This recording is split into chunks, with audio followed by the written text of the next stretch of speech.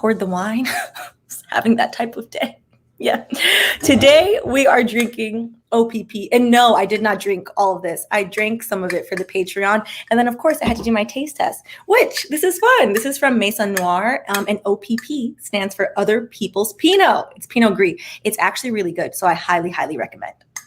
All right. Today, hey, May. Today we're going to talk about Juneteenth, which is an interesting topic. Specifically, apparently, as of yesterday, Juneteenth is now a federal holiday, which I will be very honest, I have a lot of mixed feelings about. So we're just going to get into it. This is probably going to be long. I've had a week at work, I'm going to be honest. So we are going to try and cover a lot of things. I'm not sure we're going to get to all of it, but we'll see. So this agenda is a maybe. So we are going to talk about the history of Juneteenth, critical race theory, and America's virtue signaling problem. Apparently, everybody all of a sudden knows what CRT is, and everybody is upset about it. I find that interesting and hard to believe. We're going to talk about the Caribbean and Emancipation Day. We are going to talk about, and then we're going to talk about the Tulsa massacre. Specifically, stop calling Tulsa massacre a race riot. This is going to make sense as to why all of these things are going to be talked about together. We're going to talk about reparations and rebuilding the Black South, and then a little discussion and sip. And also, look at these beautiful Black people here. Do you look how nice they look? So this is a group of formerly enslaved Texans celebrating Juneteenth in 1900. So 1900, as in this is not that long ago. They probably lived at least another 20, 30 years, depending. So again, whenever people try to act like slavery and the horrors of slavery was so long ago, is factually incorrect. It's factually incorrect. So starting with that. All right. So I want to start with a first thing before we get into history of Juneteenth. Actually, correct. Exactly. I have I'm a little riled up about it. Before we get into the history of Juneteenth, and you're wondering why my Caribbean self is talking about this. So Juneteenth is first and foremost started in Texas. So why I have personal context about this, because my Jamaican self would not otherwise have context about this, is my best friend, shout out to Imani, who her birthday is this month, since we were 11, is from Texas. So when we were little, she taught me what Juneteenth was, which makes sense because all of the Caribbean has Emancipation Day. So I assumed that everyone celebrated Juneteenth, seeing as my best friend, hey, lovely Jade, that's her middle name. So I'm like, is this Imani? Joe? I don't ever know what any of like my friends' YouTube things are. So I have known about Juneteenth specifically for that reason. I think it's important to put into context that, and we're going to talk about the Texas specific nature of Juneteenth, and that apparently other people have celebrated it, but Juneteenth would not exist without Texas. So let's have, hey boo, so it is Imani. So here's Imani. Here go my big child. 20 years strong. Love you. All right. So let's get into it. I figured that shout out was needed so that this would make sense. Exactly. And so did Imani. So that's why I always was aware of it. So Juneteenth is for Texans, ... So first and foremost, because, hi, blood honey. So first and foremost, and I think that this will go in order, but the reason why I'm a little antsy today is because I had to kindly correct people at my workplace about Juneteenth. Yeah. And by kindly correct, hi. Elle told me your name. You told me your name. Hi, Elizabeth. I had to think. See, I had to kindly correct them about Juneteenth. And being confrontational at work when you're a corporate Negro is not comfortable, is quite uncomfortable, even if you are right. So I'm trying to think if we should talk about the course correction first or the history, because that was uncomfortable. Exactly. That's exactly what we're going to talk about. That's exactly what we're going to talk about. So first and foremost, let's talk about the history, and then we're going to talk about my corporate course correction, which was awkward. So basically, Juneteenth is for Texans. First and foremost, starting with who actually originated Juneteenth and why do we even have this holiday. Girl, pray. Because the minute I said it, I was like, I should just not say anything, but it's going to irk my spirits. Then I said something and I was like, well, this job was nice.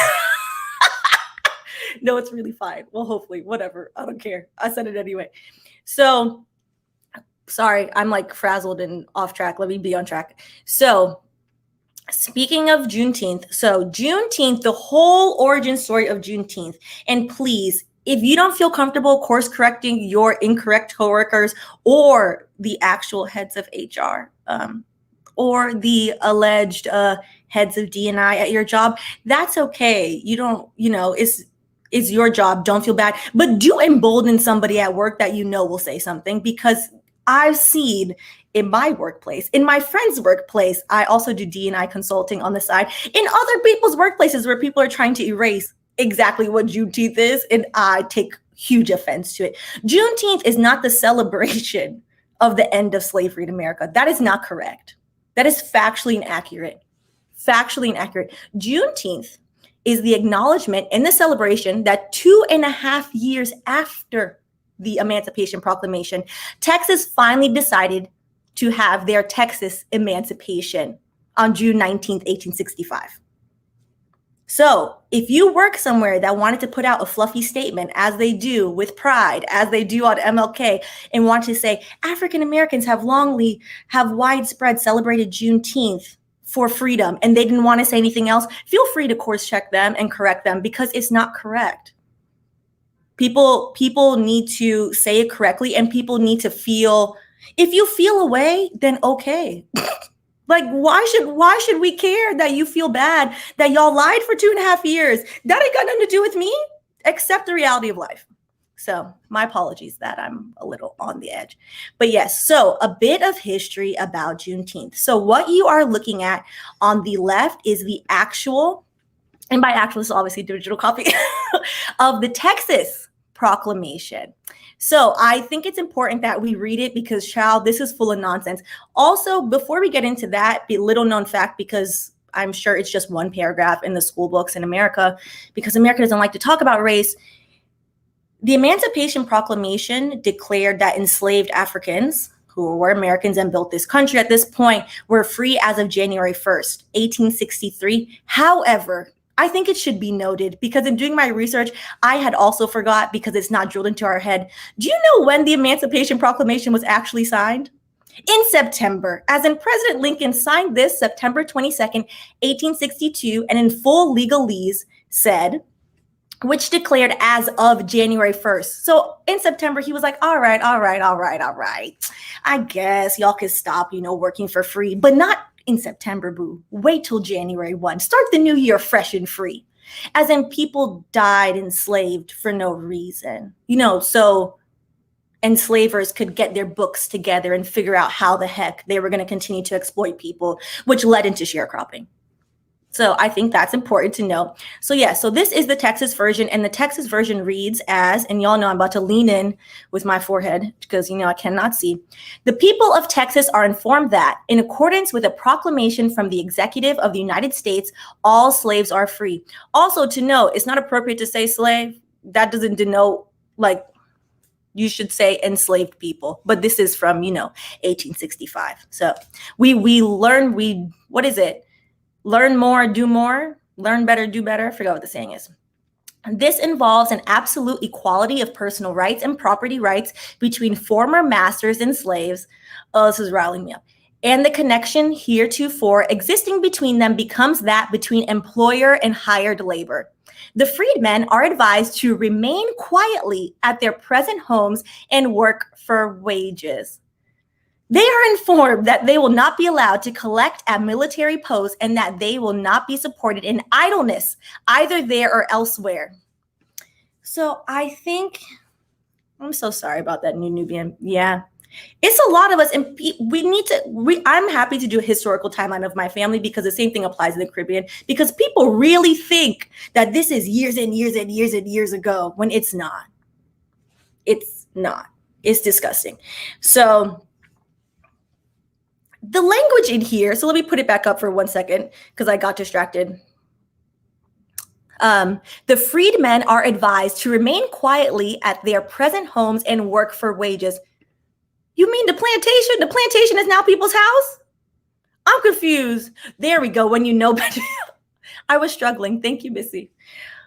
So we're supposed to stay at Master's house and now and be quiet. Didn't give them a day off, didn't give them nothing. We're like, okay, quiet yourself, sit in the corner now, and we're going to pay you some pennies, which is exactly what they proceeded to do.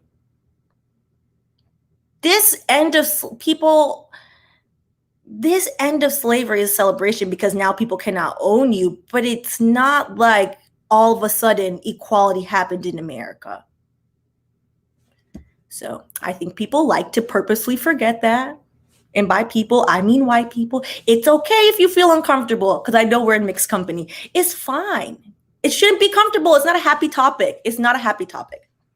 Okay, so that brings me, now we've gone through like the basic, well, actually, let's talk about something happy really quick. And then we'll go to my awkward, uncomfortable conversation. It was a conversation. So this is Opal Lee, who, listen, I love to see it. I love to see it. Look how good she looks. Look at this. This is not Ankara, but I love the African inspired print. It's beautiful.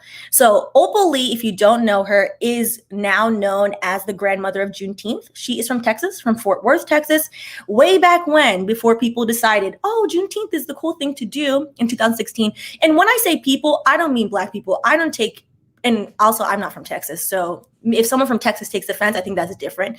And I would love to hear that. And I think I understand why, but I don't think there's anything wrong with all of a sudden Black people knowing, oh, hey, when we get to Juneteenth in the Caribbean, because America has this issue because America refused to celebrate Emancipation Day in the first place. So I think it's great that more Black Americans / African Americans, depending on how you'd like to identify, are celebrating Juneteenth. That's not what I'm talking about. I'm talking about now corporations are like, ooh, it's a holiday. Interesting. We're going to give discounts and all the foolishness they're about to do. Before all of that, in 2016, Miss Opal Lee, who was at the time 89 years old, I believe, from Fort Worth, decided that she was going to start championing that Juneteenth should become a national holiday. And Fort Worth is in Texas, by the way. Books are necessary. She started walking 2.5 miles every day because it took 2.5 years for the enslaved Texans, which she is a descendant of, her being from Texas, to finally be free because she wanted it to become a national holiday. I'm all for that. I'm all for her doing that. She's wonderful. She's been speaking about it. She understands the history of it, being that when she was different reports say 12. I think she herself has said 13. When she was 13 years old, a white mob in Texas, in Fort Worth, decided to come to her home at 13 years old and to listen, they go learn, come to her house and burn her home down. Burned Miss Opal Lee's home down while her father, her mother, their whole family sat there, had to sit there and watch. And they basically told them, hey, you move, well, we're going to shoot you too. So I think it's important to say that because this is a living, people think that, oh, white people burning down people's houses so long ago. Oh, not anybody I know. If she's alive, that means the people that burned her house down are probably alive, and so are their kids. And nothing happened to them. Nobody arrested them. Nobody came to knocking on the door. No police chief say, hey, you can't burn down the one Black person. Can't burn down the one Black person's house that lives in your white neighborhood because you're upset that there are a lot of Black people in your neighborhood. Racism is not new in America. It has not gone anywhere. It has changed forms, not even that much. So moving on to what happened at work. So originally I was like, Stephanie, shouldn't say anything. So they sent out, always, part of me is whether or not to give people the benefit of the doubt is always a question. I do try. I do err on the side of trying because as a 5'2" aggressive Aries in a Jamaican body, it's all or nothing. It's all or nothing. Yes, I do have Patreon. It's all or nothing. Thank you, Sapphire Princess. Tell them. So I have learned to try and give people the benefit of the doubt. Like last week when I tried to give someone the benefit of the doubt and they wanted to bring up single mothers for no reason. I do try. And I try at work to give them the benefit of the doubt when they sent out this long 6-paragraph memo, which failed to mention that Juneteenth is a celebration of enslaved Texans 2.5 years after the Emancipation Proclamation. I tried to let it go.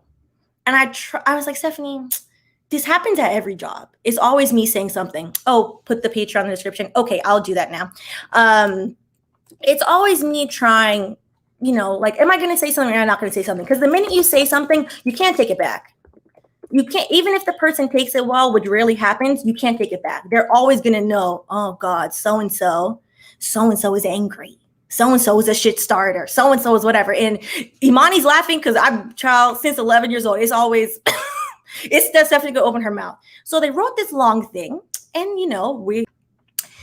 so I asked the other people in the employee resource group before I said anything. And I was like, hey, which is Black employees, they have, for different underrepresented groups, which I'm sure people, who are the default majority take issue. I'm in a business. So I asked the other Black employees, hey, how do you feel about this memo? I was like, I'm not going to say my opinion to anybody. How do you feel about this memo? So what did they say? This is awful. I said, oh, okay, good. Because I wanted to make sure. Hi, Judy. I wanted to make sure that, I wasn't projecting like my irritation about the memo. Oh, this is crap. It doesn't even mention like what Juneteenth is. I said, okay, cool. Can you check this Slack I'm about to send and make sure it doesn't sound too aggressive? It doesn't matter what it says. It's going to come off aggressive. So whatever. Can you make sure it doesn't sound too aggressive? I'm not trying to be rude, but this is factually inaccurate. So I sent a Slack to somebody else that I didn't know who wrote it because it got sent from the CEO and obviously the CEO doesn't write it. So I wrote, hey, regarding the Juneteenth memo, can you let me know who wrote it? It's factually inaccurate. It was factually inaccurate. They told me so-and-so wrote it. I said, okay, cool. So before I could reach out to them and say, and try to soften it, because now I know who exactly wrote it. Child, they reached out to me. Oh, Stephanie, I heard that you had concerns about the Juneteenth memo. I have a meeting in 2 minutes, but do you want to talk about it right now? We're not going to resolve this in 2 minutes. So I was like, oh, we can talk after your meeting. And before they even asked me what the issue was, they said, well, I just want you to know I pulled resources. My resources were the New York Times and what was the other one? Some PBS, child, to New York Times and PBS. So I'm sitting here, I'm like, if you're being defensive, something isn't accurate.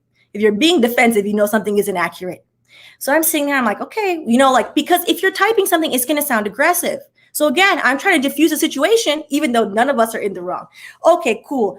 So I sat there and I'm like, I know exactly what New York Times article this person is talking about. And it's in the first paragraph, the meeting of Juneteenth. So I'm confused as to why this is omitted. So I said, well, the complaint from the ERG, because now I'm like, always every Negro up in here feels away. And I just have the biggest mouth to say it, is that there's an omission as to what Juneteenth is about, which is that everybody was free, but didn't nobody tell the people in Texas for 2.5 years, or which is more likely true, in which Black people and the people I know from Texas believe to be true, they knew that they were free and they just refused to tell them. And there's documentation showing that the enslaver them was like, oh, you know what? Them can't read. They who are they going to talk to? Don't tell them anything. Don't tell them anything. So they purposely did it. So I wrote that in the Slack and I was like, well, thank you. That was the question. And that was the only thing I wanted out of the conversation was to kindly say, hey, we have an entire ERG. We have a diversity committee. If you're going to send these types of messagings that may or may not be sensitive, just have other people look at it. That was good. That was the only thing that was about to come out of my mouth. But when the defensiveness came up, I was like, oh, here we go. This is about to be rough. This is about to be uncomfortable. Because when people are defensive, they don't want to hear you. So I said, hey, there just was a giant omission, which was it took 2.5 years for the white enslavers, I wrote it just like that, of Texas to let the enslaved of Texas know that they were free, which many believe to be purposeful. Child, they didn't say anything to me for 3 hours, then set a meeting on my calendar. Thank you, New Nubian. Set a meeting on my calendar to talk about it. So I'm sitting there, I said, well, we're going to have this meeting and I'm going to try. I'm calm, but I can already tell this person feels away because they feel like they checked reputable sources and I'm challenging their knowledge on a subject even though they omitted the basic fact. So we have this meeting. Oh, thank you, Solomon, for reminding me. The wine is right here, child. So we have this meeting. And mind you, this is a nice person. I would like to, it's always a nice person. So then you feel bad when you check somebody, which I think I have included a MLK quote about moderate liberals, about liberal moderatism, you know, the lukewarmness and how that really is generally the problem. It's that energy. So the meeting starts. We're, you're in corporate. I got to smile. I'm going to tell them something uncomfortable about themselves. Like, either two things happen. Either you omitted it on purpose, or you're saying it's not in the articles. And boo-boo, it's in the first paragraph. So how we want to handle this conversation, because my only goal is just ask somebody next time. I'm not asking you to reset anything. Just ask somebody. That's it. We can all avoid everybody's blood pressure getting raised. Oh, I just want you to know, first off, I would never purposely not include that. I didn't want to include it to be a historical memo. How is it a historical memo if literally I said this to you in one sentence? It took one sentence to say what it was. I just would like to know. How would this have turned into a recitation of history? How? I was like, this is an excuse. It then turned into, because now this person is uncomfortable. They think that I'm calling them a racist, which I'm not. All I'm saying is, hey, just go ask some Black people. Just go ask some Black people. People are so afraid of being perceived as something that they will continue to do their bad behavior and then be like, oh, but I didn't mean it like that. Your intention is irrelevant. Your impact is what matters. If you punch me in the eye on purpose or elbow me in my eye on accident, it doesn't matter. My eye is still black and blue. I could care less. So it then turned into a very awkward rambling of, I moved to this part of Brooklyn so that way, my kids could be in a diverse area. And and I'm just like, and no one is attacking your child-rearing skills, and I'm not attacking you. You're a lovely person. But sometimes our biases, and I said it just like this, sometimes as humans, and I was like, I didn't say white people, but it is white people. Sometimes as humans, people don't want to feel uncomfortable. Slavery is not a comfortable topic. You should never be happy or comfortable talking about slavery. It's uncomfortable. Fine. Just lean into it. It is what it is. It is what it is. People will avoid the discomfort and be like, I'm not going to put that sentence in that it took 2.5 years for white people to let the enslaved Black people know they were free because it's uncomfortable to me. The whole situation is uncomfortable. Sorry for yelling. But like the whole situation is uncomfortable. She knew she was wrong. And that was the awkward thing, because now I'm trying to instead of worrying about my feelings and then worrying about the Black employees' feelings, I'm trying to assuage this person's feelings. And to be honest, F their feelings. It's not about them. It's not about them. So I would say, it was nice because I didn't even ask. She was like, oh, we'll correct it. And that to me shows the ability to change and the ability to see and the ability. Oh, that's so interesting, Brianna, that the ability to see like, hey, I have not purposely, because again, half these people, you're either purposeful or you're not. Like the people in the comments being stupid, like you're purposely being dense, but you also live in your mama's basement. So go ahead, boo, do what you want to do. But in a work setting, nobody wants their coworker to think like, oh, I'm a shit person. But if you're acting from a place of defensiveness, it shows that you were purposely avoiding it because you didn't want to be uncomfortable. But yet my Black ass now is going to be loud and make you uncomfortable. So you should have just leaned into the discomfort in the beginning. So yeah, that was what happened at work. Just want to put that out there. We could get back to our regularly scheduled programming, but that's why I kind of feel away. So then to combat that, one more layer of it, completely agree with this. To combat the narrative that was in that memo, like, oh, this is a kumbaya holiday, I wasn't going to allow my team, the legal team, because without like passing judgment, there's no judgment, because the American school system is crap. I know at least half the people on my team before last year or even now don't particularly know the historical facts of Juneteenth. I know this for a fact. So I sent them this article that I'm going to send you now, which is from 2011, which in my opinion is excellent, an excellent article. And the verbiage, of course, because back then people were still saying slave before enslaved. That's my only critique of it. Excellent article that actually has, thank you, blood honey. Child, blood pressure is so high right now. Oh, you're the best. Thank you. So read this article. I sent it in my to my team, the legal team, because the company gave the day off. And by gave the day off, apparently last year, the Black employees were like, oh, middle finger to y'all. We're taking the day off. So this year, I guess they got the memo and they're like, oh, okay, everybody could take the day off. So I'm off tomorrow, thank God. So I could go relax, and I will get some self-care. Thank you.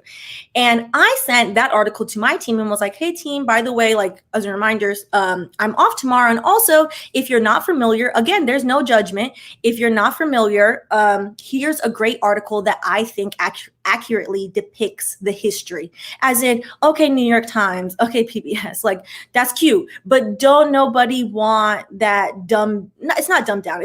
They have great articles, but I don't want the whitewashed version of the history. I don't want it. I don't want to hear it. I don't want to see it. It's not correct. It's not factually accurate.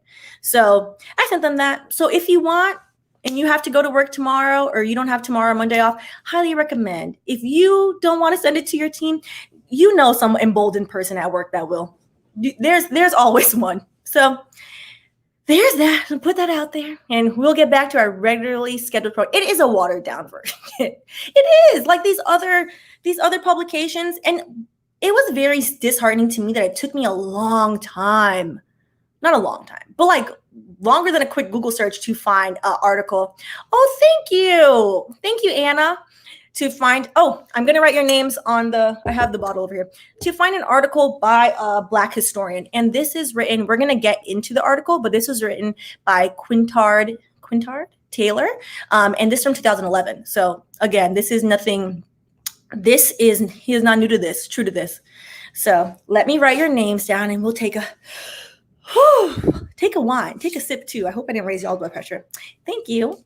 So thank you, Blood Honey. Thank you, Anna. I appreciate y'all. But yeah, so while I write this, a quick reminder about the Patreon. Our first video for Colonizer Exposed, my new series, is going to be on the Patreon on Saturday at 4 p.m. Eastern specifically. So if you guys signed up, it will be there. I wanted to show you guys a preview today, but I didn't get a chance to edit it. I'm going to try like much more, exciting editing. Try is the key word, but the content is very good. Although heartbreaking to research, it was a lot. But it needs to be said. And it maybe eventually it'll come on YouTube. But again, like you see how people act crazy when you say the R word. It's like a bad word. Like when you say race and you want to bring up things that colonizers have done and that people have done and that's factually accurate, people act a fool. And sometimes I don't have the patience for it. So that's why we started the Patreon at Robert's suggestion. So thank you for that. Okay, let me write Anna. Also, if you feel so inclined and you donate through the super chat, I'll write your name on the champagne bottle and somebody will pop the bottle, because y'all know I don't know how to pop champagne, as we have tried. It's not going to be a live, but if you sign up I have them. Actually, you know what? Remind me, New Nubian, like towards the end, and I'll go through the whole Patreon live. I'm going to do monthly lives on the Patreon with certain tiers. So, Anna. All right. Thank you, guys. I feel better. I wanted to say that out loud because I was like, it was so funny. Before I said it, I was like, am I going to open my mouth and say this? It's like, yeah, because if I don't open my mouth, then I'm going to regret it. And it was interesting because my other colleagues were like, I'm glad you said something. So I think that's the perk of being an attorney. You just kind of like, well, what you going to, you want to do this? Severance sounds lovely. Like, you want to do this? Because I'm going to say something.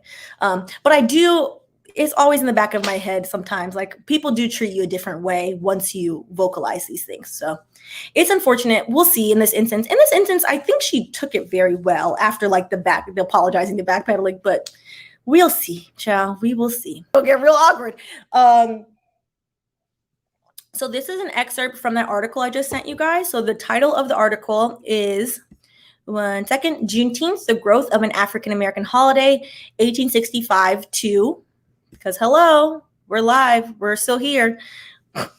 Unfortunate for that, we're still here, So a bit of history. What I really liked about this article is because this is not them that long ago, they have quotes from actual enslaved people who were freed on Juneteenth. And a caveat to this and a bit about like my background, because I think it's important because people really refuse to think that slavery is that long ago. So My family's from Jamaica. You know this. They're obviously Black. I'm Black. My great-grandma Clara, God rest her soul, she passed away when I was in college at 102 years old. She lived a great life. She had all her faculties. She remembered everybody and everything, which is surprising because she had 13 children and I don't know how many grandchildren. I don't know how many great-grand. Like a lot. There's a lot of us. We're running deep through Danvers, Penn, and St. Thomas Parish. Okay, so great-grandma Clara at 102, her grandmother, her grandmother, or her great-grandmother, either her grandmother or her great-grandmother, was an enslaved woman that she knew, that she hugged, that she touched, that she loved. So somebody that is alive today, which is me, she passed when I was in college. She lived a long life, passed when I was in college. So somebody alive today knew somebody that's in close proximity, is very aware of the life story, grew up with an enslaved person. Slavery is not that far back. People really have to stop letting that go. Anybody, y'all know I'm bad at math, but I did the math once to prove a point to somebody. I believe this was a few years ago, so maybe the numbers have changed. I believe it is anybody in the West over, particularly in the US emancipation happened latest, over the age of 85, at some point in their life, most likely has known a formerly enslaved person. So we need to reassess it. It's people can't conceptualize that because people refuse to talk to Black people about it because they feel a sense of shame. By people, I mean white people and non-Black people in general. If you feel a sense of shame, it's not a good part of history. It's not a good thing that your ancestor did. It's fine. You're not going to die from the shame. How do you think it feels having to live within the systems that slavery has created and perpetrated all these years? It's fine. Like, I highly implore, do not go around now, because I know we're in mixed company. Please do not go around and go ask the random Black person proximity to you, like, hey, what's your great-great-granny? Don't do that. Don't do that. But, do some research. And if you have like an actual friend, talk to them about it, because there is a very, very awful misconception that slavery was, before anybody alive was born or has any context to you. And it's just factually inaccurate. So with that being said, Francis, let me write your name down. Right. Also, because I know we might get to Tulsa today. I don't know. We'll see. I know I've rambled on a little bit. Hey, thank you. Thank you kindly. All right. So on that note, let's read this excerpt from this formerly enslaved man who was liberated on Juneteenth. So, Emancipation News, this is from the excerpt from the article. Hi, Smokey Page. Emancipation News often arrived with Union troops who fanned out across Texas. Felix Haywood, a North Carolina-born Texas, recalled, and by North Carolina-born, remember, the man was enslaved. So he got sold to Texas. Recalled the summer day in 1865 when he heard of his emancipation while working on a cattle ranch near San Antonio. And I think this is important because we are how many, y'all can do the math because y'all know math is not my ministry. We are how many years removed from this event, and this is still true. Hi, Angie. And this is true. This is still true. It's there. Yes, there were enslaved people. It's crazy. So we knowed, hold on. Because y'all know I cannot see. We knowed freedom was on us, but we didn't know what was to come with it. We thought we was going to get rich like the white folks. We thought we was going to be richer than the white folks because we was stronger and knowed how to work, and the whites didn't. Hello. Are we going to talk? Okay, let's continue. And they didn't have us to work for them anymore. But it didn't turn out that way. We soon found out that freedom could make folks proud, but it didn't make them rich. I think that quote, I'll leave it there so you guys can read it too. That quote is still true over, let me do the math real quick, 2021, 1865. 165 years later, that quote is still true and still applicable. How is it that people have a visceral reaction to talking about slavery? Thank you, Jace. to talking about slavery and are dedicated to the erasure of slavery, but then want to claim America is so wonderful and America has all these things. Who built America? Who built America? I'm just very curious. What did Felix Haywood say? Is Black people built America. So if you want to talk about the holistic enterprise that is America, you can't omit the fact that Black people have built this country and have still yet to be paid for free labor. You saw what the Texas proclamation said. It said, sit quietly in your home and don't be idle. But yet Black people today are labeled lazy, labeled that we're getting handouts, labeled welfare queen. If you look at the statistics, the number one demographic using welfare is poor white people. And that's not to shade anybody. Like, if you need it, you need it. Okay. But it's this idea that Black people are using all these resources. If that were even true, well, did Black people not build this country? Did you pay said Black people for this? Black people are only deemed to be lazy now because we refuse to work for free. That's the only reason. Exact. How? I'm confused. I have questions. I have serious questions. All right. So let me go. Here we are. Actually, did I go in order? Oh yeah, we talked about Miss Opal Lee. Okay, great. So this is why I have mixed feelings about Juneteenth being a federal holiday. So if you didn't know, 40 years ago, we got our last federal holiday. And do you know what it was? I'll let y'all answer. And if not, I'll answer for you. It was Martin Luther King Day. It was Martin Luther King Day.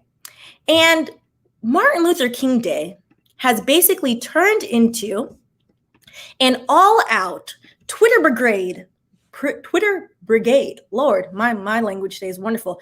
A Twitter brigade of racist, full-on racists, pretending to use MLK quotes, sometimes making up quotes, attributing them to MLK. They have used MLK now to sell t-shirts, to sell all types of things, child. So we got Martin Luther King Day.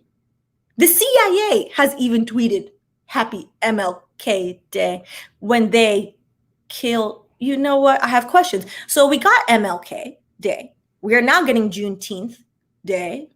But what did people ask for? Yes, the holiday should be celebrated. And by celebrated, I also have mixed feelings about mixed company in Juneteenth.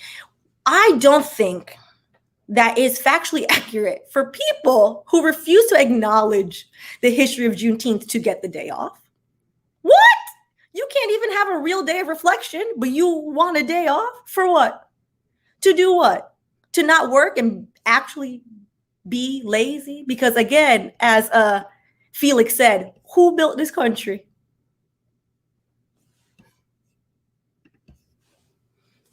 Thank you, Blood Honey. So we are going to read, because this is a completely separate topic, but in bringing up MLK, because MLK did deserve his day. He didn't deserve what people have done with his day. And I say that because people have completely whitewashed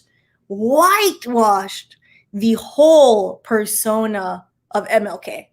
I'm not saying the man wasn't flawed, but people have acted like MLK is over here kumbaya all day, which is factually inaccurate. So we're going to read this quote because this quote directly aligns to what I was talking about work, which actually I did this right because I can see this. I don't want to lead it too far. All right. So this is from a letter that he sent, and this was about a Stalin that they were going to do, like a sit-in basically at the World Fair. And so the person he was writing to basically was like, oh, we can't, exactly. It has definitely pacified his message. We can't do the Stalin because it's going to upset, like, basically the white liberals who are help funding us in this movement. And he was like, and MLK's point of view was, America should be embarrassed that Black people are out here living in tatters, are not allowed to do these things. MLK Day is completely commercialized. Hello, same. People should know. So that's why they had the the sit-in at the World Fair to basically be like, okay, well, we're going to show the world that y'all acting a fool. All right, cool. So this is the excerpt from his letter to his friend. He said, "We do not need allies who are more devoted to order than to justice, and who would prefer a negative peace, which is the absence of tension. Discomfort will not kill you. To a positive peace, which is the presence of justice. Neither do we need allies who will paternalistically seek to set the timetable for our freedom." We're only granted things when it's convenient for other people. I think that's important. I hear a lot of talk these days about our direct action program alienating former friends. I would rather feel that they are bringing to the surface many latent prejudices which were always there. If our direct action programs alienate so-called friends, even if the program happens to be a tactical error like the Stalin, they never were real friends. If you feel uncomfortable about me saying, hey, I'm sure the intention was great, but this is factually inaccurate, then you weren't really an ally in the first place. Why should I prioritize your discomfort? Why?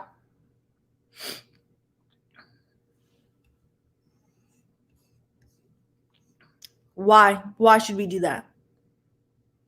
That works for holidays. All right. Last summer holiday of this stuff. So everything in this country ends with money because we live in a capitalistic country that will monetize anything, which we are going to get to. I think we'll get to Tulsa. When we get to Tulsa, we are going to get to why Tulsa is likely not in our history books, because even books is a selling business. Everything is about money. Okay. So where was I? All right. So now to the funny place that I pull quotes from that I'm not actually on, which is the Twitter. So Twitter also had mixed feelings, and I thought it was very interesting, and I want to share some of those mixed feelings with y'all. Exactly. Oh, this is a good one too. So this is a good one. Yes, we could talk about Miss Lena Wythe. Not right now, but eventually. Because that show she did, highly inappropriate, unnecessary. All right, so now I have to lean in because I cannot see. So Twitter had mixed feelings, as I have mixed feelings about this. Janice Lewis George, which also NPR, which NPR is a highly regarded news station run by who? Liberal white people who don't want to feel uncomfortable. Even NPR in the bottom, I guess this is called a retweet. She retweeted it. Child, y'all know I don't know. Just in, the Senate unanimously approved a bill that would make Juneteenth, the date commemorating the end of chattel slavery in the United States, a legal public holiday. Juneteenth does not commemorate the end of chattel slavery. Juneteenth commemorates that people in Texas, enslaved people in Texas, 2.5 years after allegedly chattel slavery was supposed to end, were finally free. Nobody, come on. Y'all got to say it right. If say it right or don't say it. So then Janice Lewis George retweeted y'all know what it is. I know y'all are more savvy than me, and listed all the things that Black people have asked for that have not happened, and then said no more performative gestures for Juneteenth. Stop giving us things we didn't ask for and ignoring the things that matter. These things matter. I do think that Juneteenth does have a place on the national stage, but America has shown they don't respect the one Black holiday we had. They're not going to respect this one either. There's not.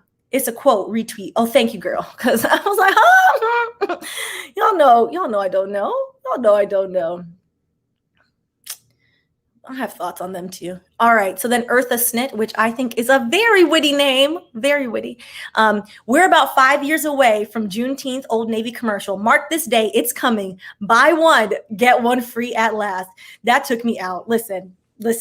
Y'all know I laugh way too loud, so I'm not gonna hurt your ears right now. When I read that, I was dying.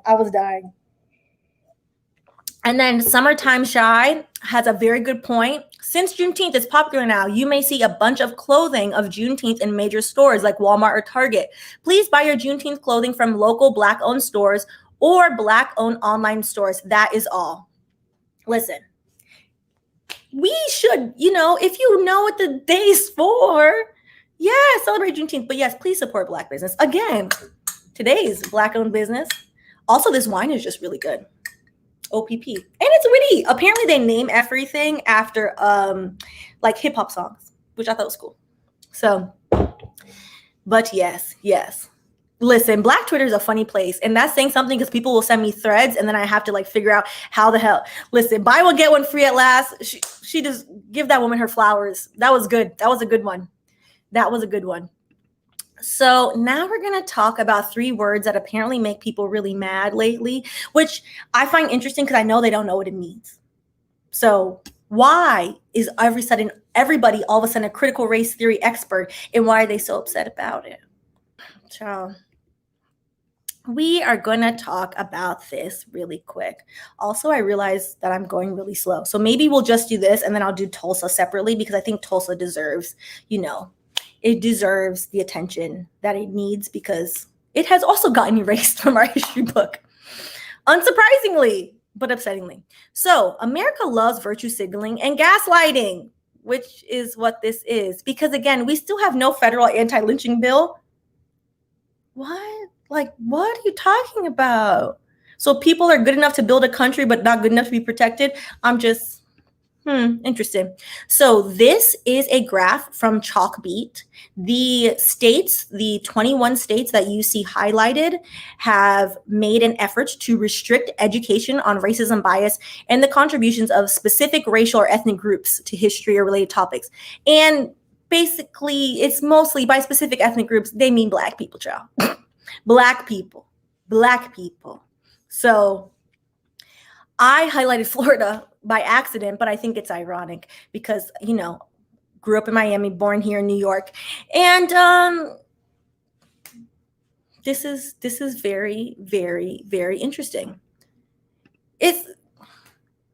It's completely, we're going to do that one separate because I want to take like a fine tooth comb and go through it because I found some like very good resources for us to talk about that. So we won't get to Tulsa today, but we're going to go through this because I do want to do like questions and like discussion. So with this, I just pulled some quotes, by people who people have elected because, I don't know, maybe they just don't love themselves, being taught in schools. This is not worth any taxpayer dollars. He described the theory as toxic. Sir, you are toxic. To get ERCOT together? I'm confused. You need to focus on things that make sense, not things you don't understand. This is from Florida. Sorry. That is the quote from, the Florida governor. Annoying. The Texas governor, however, had a lot to say. His direct quotes were very irritating, but he basically signed what they're deeming to be an anti-critical race theory bill. I know Ron DeSantis does not know what critical race theory is. I could say that with my chest, full belief. That man is a fool. So I think it's important to know where we see certain of these states that don't want it. Yes, Greg Abbott. Yes, you're correct. Sorry about that. I was like, I wrote it right. And then my brain was like, no, we're not going to say it right. Thank you, May. So it's interesting. And I specifically wrote those 3 towns as I have avoided interaction and sometimes had interaction with these specific towns. It's interesting to see which states, because when you look at it, people in America seem to believe that racism is a Southern problem. Racism is not a Southern problem. Racism is an American problem, first and foremost. There are racists in the North. There are racists in the West. There are racists in the Midwest. People want to think just because they're not burning a cross that they're not racist. That's not how that works, boo.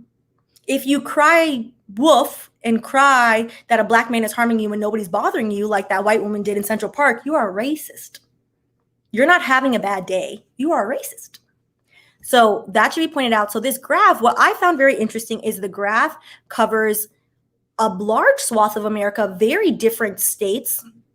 And I think it should be known because America, exactly. Like we can't even have a basic conversation in America. Oh, Massachusetts, child. I drove through Boston the other day. It was interesting. By other day, I mean a couple months ago. So I think people want to think like we're in polite society now. I'm like, we're not in polite society. There are literal KKK towns in many of the states. I only listed the three specific ones that I want to talk about. And by KKK, I mean the Klan is there. As in, let's talk about the first one, Christmas, Florida. I went to the University of Central Florida. Woo, go Knights. And as a Black student in 2009, when I attended orientation and then met other Black students, they specifically tell you, do not go to Christmas, Florida. Do not go to Christmas, Florida, as the Klan is in Christmas, Florida in 2009. They're still there. They're still telling the incoming freshmen this. So I always made sure to drive around said Christmas, Florida. Prescott, Arizona. Y'all know I went to Arizona the other day. Also, somebody asked me, they told me they're going to Arizona. Please avoid this place. I forgot the name and I meant to say that to you. The Klan is also in Prescott, Arizona. In my drive to Sedona, 20 nicely told me, hey, if you need gas, whatever, don't stop there. What is very interesting, though, they have a very large rest area sign. So I'm sure people have accidentally stopped there, which leads me. Thank you. Thank you. Say this again. I have literally unfriended people when they voted for that man and they were like, well, it's my political beliefs. And I was like, you voted with the Klan. So do you have a rebuttal to that? The Klan endorsed that man. So also this video will probably get demonetized because Charlotte said Klan 3 times, but oh well. Oh well. Yeah, it's by Orlando. So if you're not going by Orlando, it's literally like a dump anyway. So don't know if you want to go over there to y'all raggedy little town. So avoid Prescott, Arizona. And which brings me, so she specifically told me don't go over there, which brings me to my unknowing, I should have uploaded a picture of it. It's actually a very pretty place. My unknowing detour into Coeur d'Alene, Idaho. Idaho is right here. Yes, so what had happened was Gabriel, my boyfriend, and I, Gabriel does powerlifting. He made it to national competition for powerlifting 2019. It was in Washington State. Before you wonder what 2 Black people are doing in Idaho. Well, we were in Washington State. Not that many Black people there, but we were in Spokane. So we'll see. We're about to see. It's going to be interesting. So we are in Spokane, Washington. And Spokane, Washington is a lovely place. And I thought to myself, oh, let's go to Idaho. Idaho was like an hour away. When else are we going to go to Idaho? I'm very interested in seeing lots of, the states, America. I love to travel. What else am I going to go to Idaho? Like, no offense, Idaho, but like, I'm not flying over there. Okay. Not flying over there. We go to Coeur d'Alene. Beautiful. When we Googled it, nothing was said about the town. Just these beautiful pictures of this majestic looking town. All right, cool. We're going to Idaho, child. We are driving because we rented a car. He's going to nationals. Like, this is like a big deal for him. So I think, what are those cars like? Those like kind of like ostentatious cars. Oh, a Charger. Yes. So Negro 1 and 2 in this Charger, being cute, whatever. We go to the town where, I think it was maybe a Saturday. I don't know. We go into the restaurant in the town. Everyone is just staring. So I'm like, oh, we're in Idaho. They probably just don't see a lot of Black people. They're going to stare. It's fine. I will not let somebody make me uncomfortable. Yeah. Should have took that. So, the service was fine. She wasn't particularly friendly, the waitress, but she wasn't particularly mean. So I don't think anything of it. There is what I would describe as a biker gang in the only other occupied table next to us. Okay, it's middle-aged, overweight white men. Like, okay, whatever. Like in their leather, whatever. I'm pretty sure they were staring, and I'm pretty sure I might have waved and be like, okay, hello, townspeople. I'm eating my burger, whatever. Mind your business. Again, Tweedledee, Tweedledum, don't know. So then we're there, and he's like, oh, I heard there's a nice lake here. So we go walking through the park to this picturesque lake in Idaho in Coeur d'Alene. We're walking. Who's following us? The nice little middle-aged biker gang. So I'm like, Gabriel, I think they're following us. And I was like, oh, maybe they just want to go to the park. Like, I don't know, like what is there to do around here? Whatever. They never get that close. Now, mind you, we live in New York City. I'm from Miami. Gabriel's from the South. Gabriel's from South Carolina. So he's like, I don't know, something about it feels a little weird. Feels a little bit weird. And I'm like, oh, like, I don't know. Like, this is Idaho. Like, I'm sure it's fine. It's not like we're, silly immigrant me. It's not like we're in the South or like we're in a town like we're not, so like we're in Idaho. We're in the Midwest. It's fine. No, they're still following us. We start swinging on the swing. Nothing but Black joy going on. They're staring. they are staring. I'm like, okay, whatever. They never said anything. So I would like to know, they never said anything. Okay, we get in. That's when I start. I'm like, they're still here though. It's getting a little weird, like, let's leave. Like, okay. So we leave. We go back to Washington. His coach asks, oh, what did you guys do this afternoon? I said, oh, we went to Idaho. He goes, where? So we went to Coeur d'Alene. His coach was, I think he was like half Latinx, like half Asian. His whole face gets so white, and he's like, you went where? I said, we went to Coeur d'Alene. It's beautiful. Like, Googled it. It was lovely. Went on a little road trip, went to Idaho. And he was like, you can't go there. And I said, well, we already went there. And he's like, it's a Klan town. Like, there's a Klan headquarters in Coeur d'Alene. I said, oh my, wow. That would explain the middle-aged, overweight white men that followed us from the restaurant to the park by the lake. Yeah. So don't let anybody tell you America don't got a racist problem. And somebody's going to watch us and be like, well, they didn't say anything. Yeah, but they also followed us and wasted their afternoon to proceed to watch our utter black joy for no reason. To try and be menacing, which Tweedledee and Tweedledum were none the phased. None the phased. Oh, my dad is always yelling at me that I'm doing things I don't need to be doing. He also raised me to have the boldness and caucasity of a white man. So that's his fault. And quote, when he came to this country, well, I see that this is how they're acting, so maybe we just need to be bold like that. Thick, apparently. So interesting enough. So if you're ever thinking about going to Idaho, don't go there. Apparently Oprah has a mansion there, which I find interesting, behind thick gates. They sued to the Supreme Court to be allowed to participate in the town's parade. And the Supreme Court allowed them under free speech, which I take issue with. And the only people that ever claim free speech are the people doing the wrong thing. You cannot go to Germany and say certain things because it's immoral and wrong. But America, America like to pretend the woman. So that's what I wanted to say about that. And again, that is a short list of my personal lived experience. If we all were to sit here and say which cities not to go in, the list is long. So for those of you that want to pretend like climate change deniers and want to pretend that racism doesn't exist, Charles, have several seats because we have receipts. All right. So a quick nod, since we are already talking about Jamaicans, a quick nod to the Caribbean. And I think what part of the, like multi-layer issue in the US is, and the consternation of some people around Juneteenth. In the Caribbean, well, you'll notice most of these days are the same because we have the same colonizer. In the Caribbean, we have Emancipation Day. It is a holiday. So these are the Caribbean countries with Emancipation Day. Interestingly enough, it's obviously not all of them, but also certain ones are just not on here. So in the Caribbean, I had a brain fire. I was like, where am I going with this? In the Caribbean, we have Emancipation Day. I think part of the issue in America, and because some people are honestly saying, which is correct, that Juneteenth has always been celebrated by Texans. Completely correct, because it is their holiday.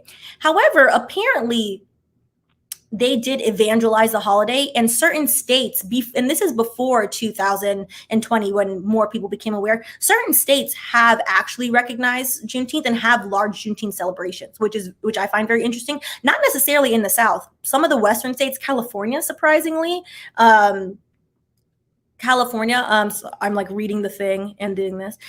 California, surprisingly, was one of the states. So while Juneteenth fully belongs to the Texans, I think the very well-based, in my opinion, need for Black Americans to have emancipation stems from the fact that America never in their mind had set out to make actual January 1st, 1863 a holiday, which is very odd because exactly. And I think that's honest. I don't think there's anything wrong with Black people being like, oh, I didn't know, because they don't teach Black people in school that this is a holiday, which they should have.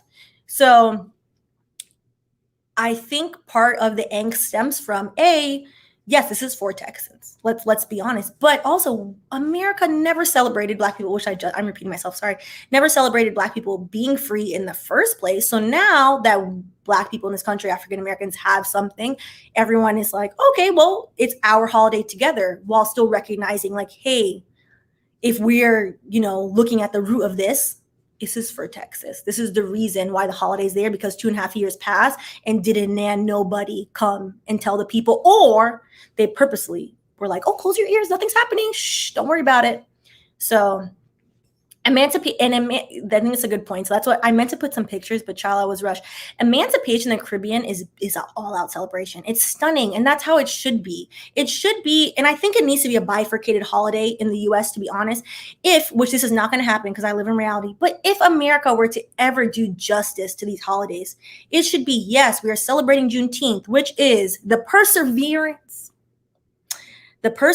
and the wherewithal of Black Texans surviving 2.5 years through slavery when it should have been over. First and foremost, so say it correctly. They need to say it correctly, but also Black Americans should celebrate, and then they need to teach it properly to people, because they don't want to teach the history of it. It gets lost, because I'll speak for myself. I feel a way that there are people, everybody knows, there are those people that you used to be friends with, you unfriend them on Facebook. They're your let's just talk about coworkers. Everybody has a coworker that they know is racist. Why should you get the day off? Why? You don't even want to acknowledge a reason for the holiday. Why should you get the day off?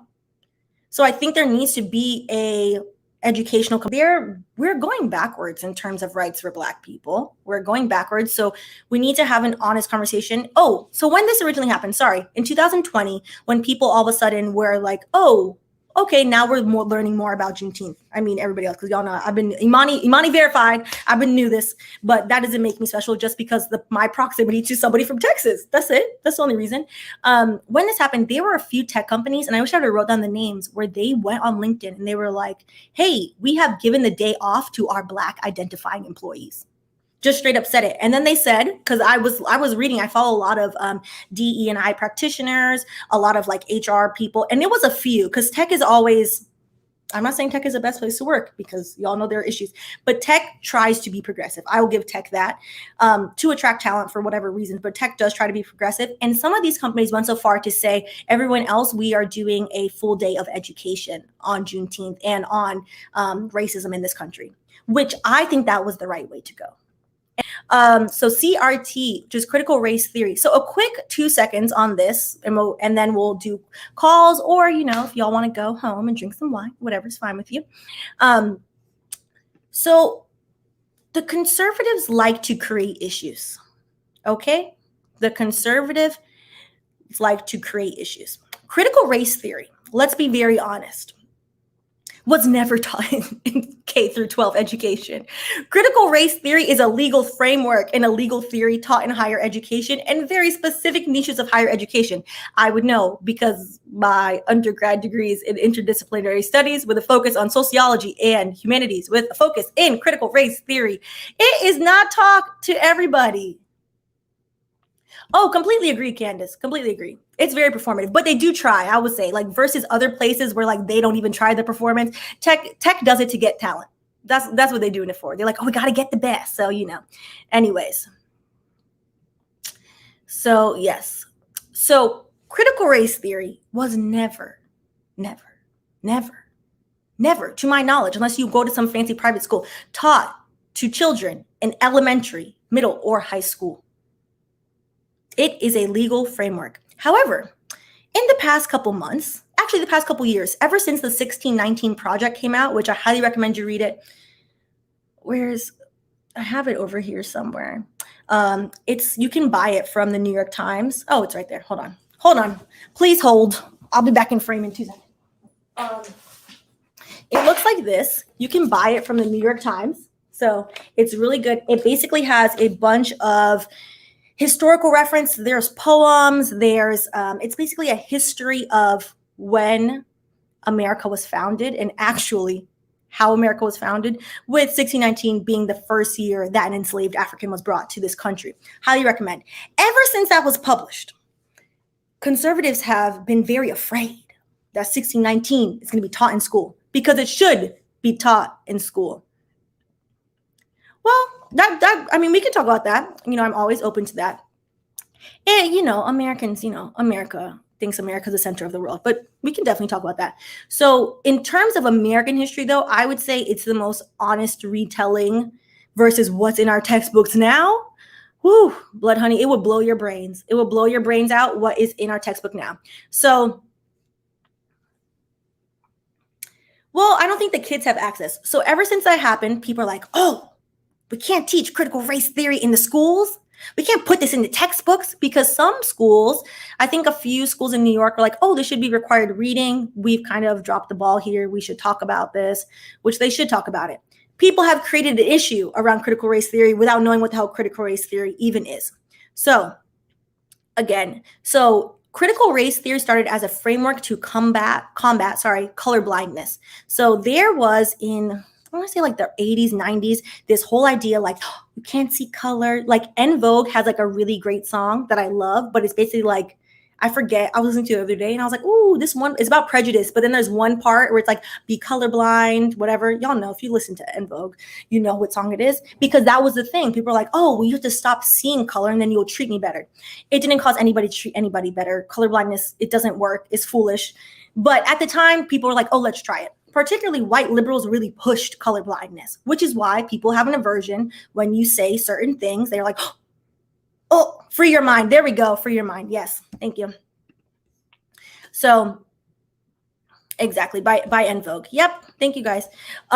So critical race theory was then developed by a slew of a lot of them being attorneys to be like, hey, we need to look at the holistic picture at the data, which is y'all are preaching color blindness, but Black people ending up in jail at higher rates than other people. Like, what's the issue? What's the issue? Exactly. Which is why I take issue with the term POC, which we've talked about. I don't care. Like, I'm Black. Some of you are Black. Some of you are Asian. Some of you are Latinx. It's beautiful. Why does everybody have to be one thing? We don't have the same problems. So exactly.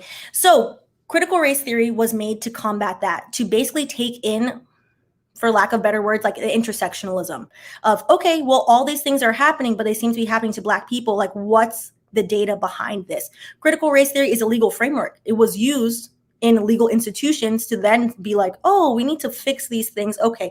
It is generally taught in graduate schools and in law school. And in law school, you have to take the class. It's not required class. You have to go seek out the class if your law school even teaches it. So like, for example, I think it was called crime, race, and gender. I think our class was in law school that the focus was critical race theory. So with that, hold on, let me consult my notes. So it basically examines social, cultural, and legal issues as they relate to race and racism with a heavy emphasis on data. It has never, again, been taught to young children because also like, we don't even talk about race in this country, but people are so afraid of people talking about race in this country. They're like, oh, well, this thing, we got to ban this thing. Critical race theory has been around 20, 30 years. It's not new. It's really not new. So I think you can see a lot of stuff now on like YouTube, which is good. I think for children, though, it really needs to be taught in school. And it obviously wouldn't be the dense legalese framework. It would be, hey, there are a disproportionate amount of people affected by this. Why is that? So it's new to them, but like it's not new. So they have created all this uproar around this. Oh, thank you. Oh, hello. Thank you, sir. I appreciate it. So basically for that,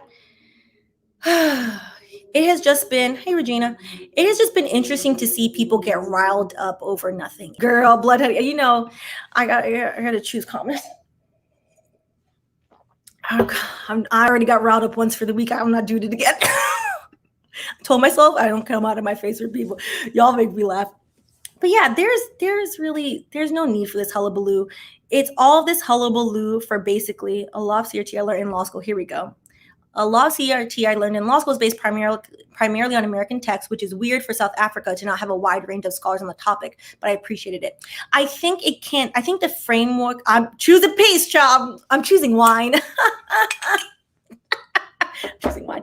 I think the framework can be used for other countries. And that's back to Blood Honey's point of, the critique of 1619, which is true, which is that America likes to think America is the center of the world. The framework can be used for other countries, especially countries that have been colonized, I think could benefit from using a CRT framework to look at things. So I think that is something that can be used, but America is a flawed place. But I do think the tenets of CRT, which is that racism is everywhere, you need to acknowledge that as a primer is what people have the aversion to. They're like, racism is not everywhere. Yes, it is. If it's in Idaho, Idaho got a population of what? It's everywhere. It's everywhere. Okay? Okay.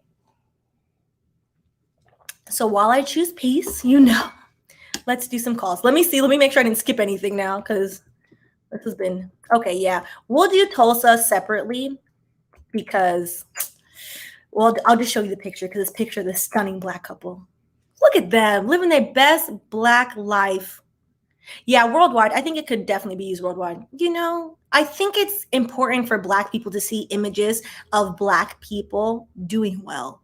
Whatever well means to you, but not being oppressed, finding a way, because there is a lot of Black trauma porn on the internet, which is very hard to sift through and be like, okay, so that's the whole story, that's our whole life. This, it's not accurate. Yes, it needs to be said, it needs to be done, but I also think it needs to be, hey, CC Funk, I also think it needs to be shown hey, despite all the odds, look what the Greenwood community did.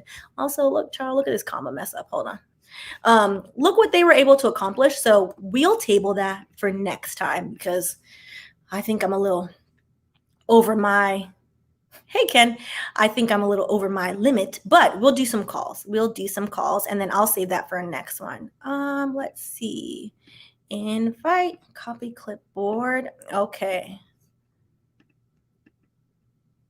Girl, this hard. Yeah, it's bad because yes, it should show all the awful things people did. 100% agree. I think we also need to show Black resilience and not just oh, I survived because I had to survive. Black, I take issue with the term Black excellence. Which is fine, but I think it implies some things sometimes that are not very helpful. I think we need to see Black people being happy, Black joy in general. I think we need to see more of that too. Everything is not happy. Obviously, I always show, some of the things too, but there's a way to do it.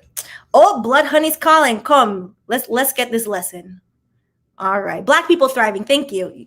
Listen, I've had a week and it's only Thursday, but at least I'm off tomorrow. Praise God. Yes. Yeah. We're going to have a long talk about that. We'll do that one. Hello, ma'am. How are you? Good evening. How are you? Oh my gosh. First of all, I'm grateful for your PowerPoint presentation. Oh, thank you. Thank you. Beautiful. I'm grateful for you and enjoying your wine. And I'm grateful that you got the day off tomorrow. So shout out to all the Africans in the chat who've got the day off tomorrow. Yes. I'm happy for you. Deserve the day. Yes. I saw your notice and it actually made me make notes. So excuse me if I fall into my notes. And I'm going to, it will be interesting to hear from the chat as well, because I'm going to get you to dwell a little bit on the legal implications, what am I saying? Implications. Sorry, it's very late here in London. Yeah. Of you do it.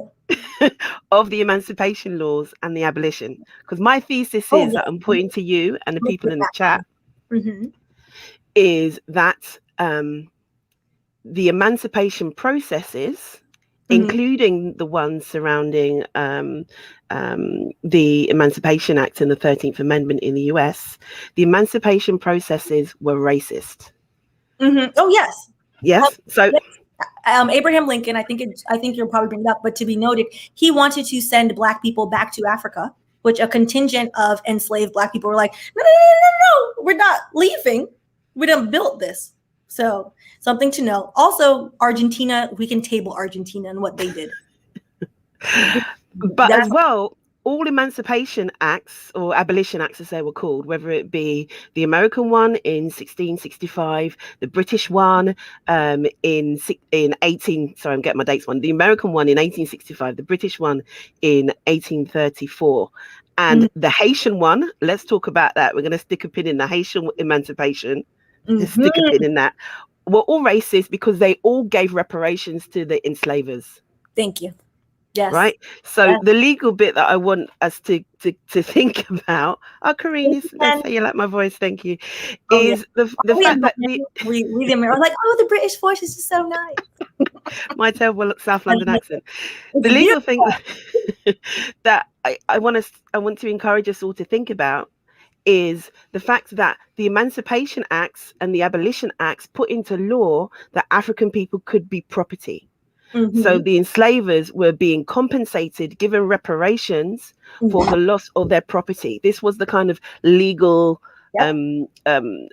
hurdles that they went through. And this was the only legitimate way in which they saw Black people as being free. I don't, in inverted commas. So I want to start with Haiti. Haiti, of course, was the first nation in the Americas to abolish slavery, and that's when the Africans themselves take up their 2 foot and liberated themselves. Yes, and they don't get enough credit, and we the Caribbeans need to be, because they are also Caribbean, need some atonement for how we treat them. That needs to say. That is very true. And also the West, the enslavers, the colonizers, them need to atone for how they treat the Haitian people. And the debt we paid to France. Let's talk about the debt, because the debt is the reparations. The debt is the reparations. So Haiti liberated themselves, right? They had a revolution. They liberated themselves. They dashed out the colonizer, them. They dashed out the French. They made a Declaration of Independence. Haiti also declared that every person in Haiti was Black. That is what it meant to be a Haitian citizen. No matter what ancestry you had, you were Black. So that's right. Flash up the Haitian flag. Yes. Pick up yourself. But in order for Haiti to be welcomed on the international stage as a nation, as an independent nation, the French had to give the Haitians emancipation, and in order the French had to pass an act saying that the former colony of Saint-Domingue was abolished. Slavery was abolished in Saint-Domingue, and then the French enslavers and colonizers demanded to be paid reparations from Haiti to the tune of 150 million francs in the 1820s, which is the equivalent of dollars. The equivalent of like $30 billion today. And that is without the interest, right? That's without the accrued interest. In the case of the UK now, somebody mentioned it in the chat, and we were talking about the 1st of August, which is when we mark when the abolition of the Slave Act came into action on the 1st of August in 1834. The way that the UK did it, they also did it through compensated emancipation, which means, again, the slave owners were paid reparations to the tune of £47 million. So why 47 and not 20? So the actual Abolition Act, most of the text of the act, this is the legal the law document, most of the text of that is not about the freedom of the enslaved. Most of the text, the writing in that document, is about what's going to be paid to the slave owners, them, what is going to be for the process for them to get compensation, right? So £20 million is what was paid in cash to the slave owners. And the enslaved were expected to work a further 6-7 years for free for their enslavers to pay off the rest of their money and call it apprenticeship. And that was the value of that labor was another £27 million. So £47 million in the 1830s. Of course, again, today, billions of pounds, not including the interest. And as somebody else said in the chat, it just, you can tell I'm very upset about this. But as somebody else said in that chat, me, my grandmother, my grandfather, my great-grandmother, my great-grandfather, as taxpayers, both as British citizens and British subjects, as Jamaicans before independence, were paying the taxes back for that enslaver compensation. Into the 2000s. Say it. 2015. 2015. And I then tell we, fun fact, British taxpayers paid off the debt for to free enslaved people in the British Empire. But yeah, Elizabeth have enough earring. That's all I have to say. Yeah, a madness. US now. US, Abraham Lincoln, when he passed the Abolition of Slavery Act for the District of Columbia, 2 years before the Emancipation Proclamation, it's the same system he did use, right? Compensated emancipation, where he compensated the slave owners of Washington, D.C. for the loss of their property. Again, African people were property. Yep. So when he a pin in there, Georgetown University is many a college in America was built on the back of enslaved Africans. And they finally acknowledged it a few years ago and then said, oh, we're going to give free tuition if you can prove that you were a descendant. Madness. And many colleges and many universities in England, right? Oxford University, Cambridge University, Glasgow University, Edinburgh University, Aberdeen University. They were all endowed with the wealth that came off of the backs of enslaved people and off of captured land, as Chronix says. Sometimes when I just need to charge up myself, I listen to Chronix Captured Land. I recommend it to everybody. Charges you up. So again, compensated emancipation in Washington, D.C. in 1862. But 1865, end of the Civil War, obviously, the slave owners are again compensated, given emancipation, not in cash money this time, but because the confiscated land of the Confederates was given back to them. So the landed plantocracy of the slave owning states continue to hold on to their valuable land. To this day in America, all of Charleston, all of the rich families in Charleston are former slave owners, former enslavers. I said what I said. Say it again. All of the rich families. And they have a show. Have y'all seen? I forgot what the name of the damn show is. It's a show of rich people. The Bravo show, whatever it is. They magically don't work, but people are wondering how did they get that money? Because them family are enslavers. I think they call it generational wealth, if you're being polite. Generational wealth built on Black people. Built on Black people. So the said same way the colonizers did mine the indigenous land for profit, they mined African bodies for profit in a said same way. And they're continuing to do that. So a challenge, I want to come off the thing now. The challenge for us, since I'm assuming you have mostly young, vibrant, critically thinking audience. The challenge for us is to take this ongoing demand for justice, to learn about it, because again, you won't see it provided in the new normal avenues. You will barely see it written about in newspapers, and when you do, it's a very siloed look at the reparations movement. The reparations for African or for racialized chattel slavery, and reparations for colonialism and for colonialism in slavery is a global issue. And this is how I think it's useful for us to think about it. I think very oftentimes it can be that the debate as we see it online can be very siloed, can be thinking about nation states. But over the past 40 years, it has been a global movement. And it will take for all of us to be involved, to inform ourselves in order to get justice. Hilary Beckles, shout out to all the Bayesians in the chat.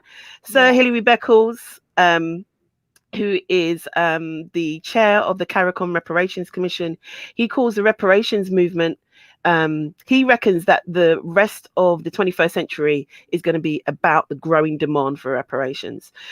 So I encourage you to find out more. I encourage you to, think specifically, think locally to you, but also view it as a international, global, Pan-African movement. Yes. And to find out more about it. Thank you so much, Stephanie, for hosting this.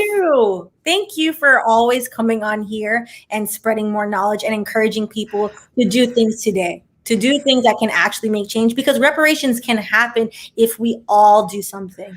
Do not let people fool you into individualism. Individualism is farce and nonsense.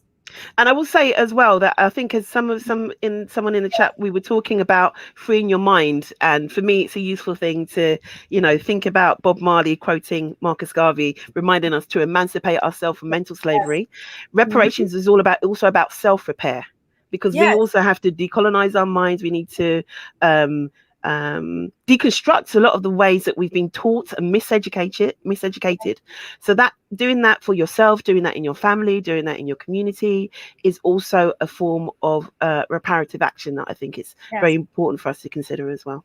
And I think this point, before I let you go, from Shantae McCormick, which is so important. America knows how to pay other groups reparations. It's Black people who they do not want to give money to. So America has the money. They know how to cut the check. So we need to figure out how to get reparations for Black people. And as a Black immigrant, I know that mine comes from Elizabeth, and Elizabeth is not giving me a cent yet. But for Black Americans, you have literally built an entire country. Exactly. That's exactly what it means to me. Black immigrants should as well. We benefit Black Americans. For the justice, and I mean, I'm in the UK, right? And as somebody said, yes, I have Jamaican ancestry. So yes, I want to see justice for all African people globally. Yes. Right. So that means, yes, I must fight for people who are descended from Africans enslaved in what is now the Americas. I must fight for them to get justice too. But I also want to fight for the people in Colombia and the people in Mexico and the people in Brazil. It means that and the people in Africa as well, because Africa, the continent, was raped through slavery, which if they go to your through colonialism, which if they go to your Patreon. First, we're talking about the Democratic Republic of Congo. The entire country was enslaved by the Belgians. An entire country. Tens of millions of people died in the genocide in Congo. A genocide that people refuse to call a genocide. I hope my eyelash fell on my eye. Yeah, so thank you, Stephanie, and we all need to inform ourselves and provide each other with care and sustenance and succor, and and keep on fighting a good fight as our ancestors did before us. Yes, exactly. They were a strong people. We're a strong people. Thank you so much, Blood Honey, for this. Little more. Good evening. Good night, everybody. And also, everybody appreciates you. I hope you saw all the thanks and all the love, but if you didn't, I want to tell you, there's always a lot. Thank you. Thank you to everybody in the chat too. Take care. Take care. Have a good night. All right.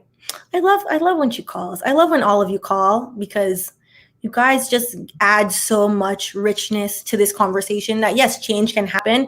And it starts with, to her point, from Marcus Garvey via Bob Marley, you have to emancipate yourself from mental slavery, which starts with internalized racism, which a lot of us have. And you have to get rid of it. All right. So I'm going to add Jace.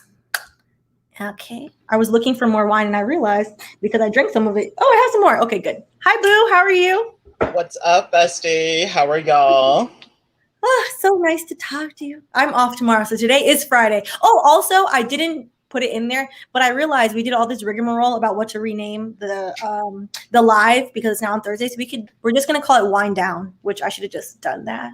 So anyways, so continue. Welcome to the Wind Down. They don't want people to think critically about race, because then people will realize, since race is a social construct that we do not benefit from, that is a foolishness. That all of it is foolishness.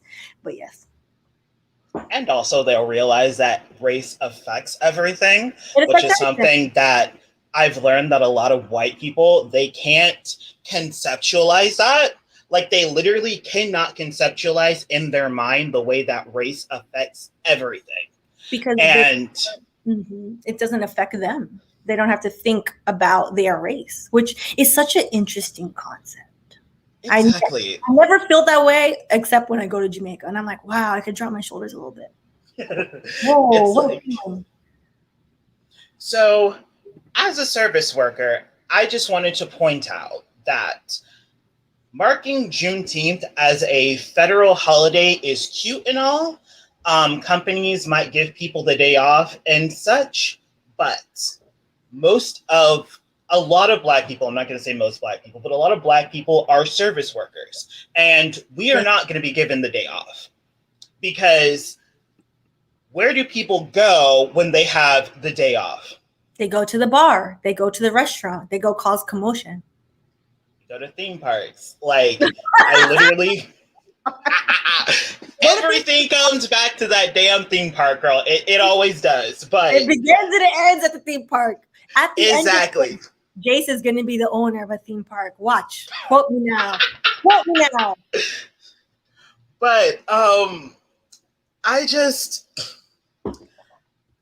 first of all, as Shemaya says, I hope I said that name right, I do hate when people do put all this on us about generational wealth, because it's like, Black people have tried to build up generational wealth in this country before.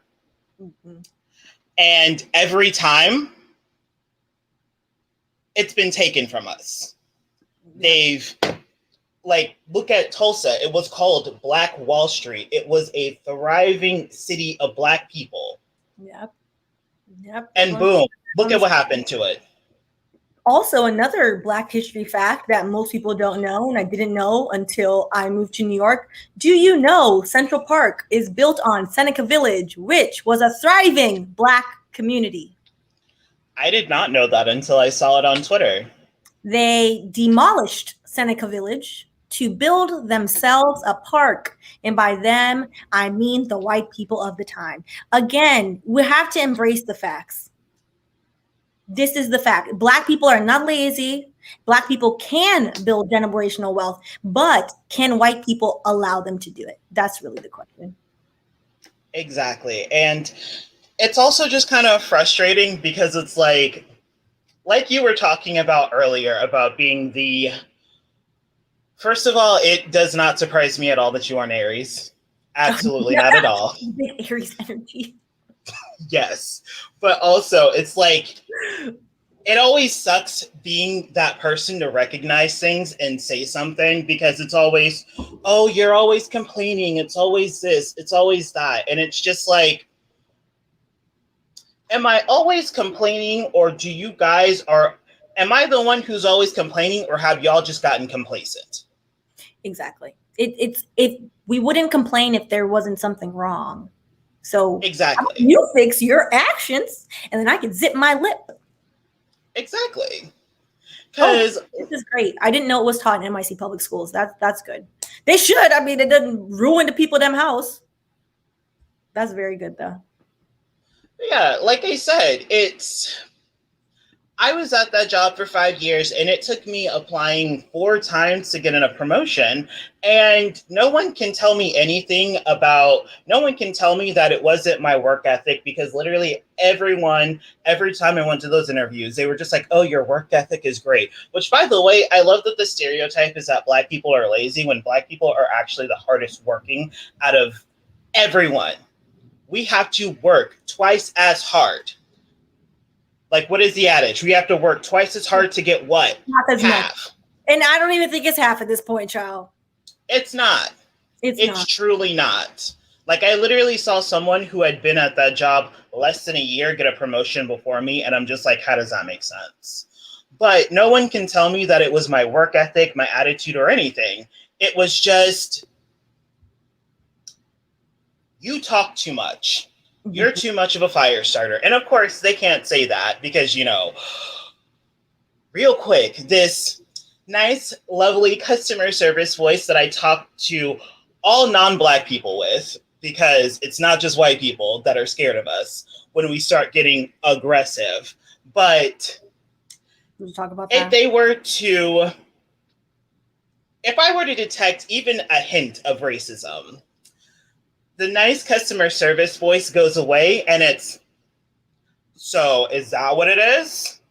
The, not to say that the Black comes out, but, it kind of comes out. Because if you're going to talk to me like that, then I'm going to talk to you like that. But this whole thing is crazy to me because, sure, you want to, it's always symbolic. Like Kamala being, let me even take this before Kamala. It was Barack Obama being elected, our lovely half-Black liberal out here defending conservatives, out here defending George Bush. Listen, GW is reformed. Don't you see him giving Michelle candy? Girl. GW's Reformation arc is the most interesting thing I have seen. Girl. I'm very George. W, and you know who else's redemption arc is crazy to me? Bill Gates. Bill Gates. Because I remember a time in the early 90s, when most people in tech and software hated that man. Or people talked very aggressive-ish about him because of his practices. And I mean, as a child, I didn't really get it. But, even just kind of reading about it now, it's just like, wow. And people worship this man now. People worship this man now. It's cray. But it's like, y'all want to do this symbolic imagery, like Barack being elected, symbolic imagery. Kamala being our first Black, which I hate to be the one to start this. Why are our first Black anything?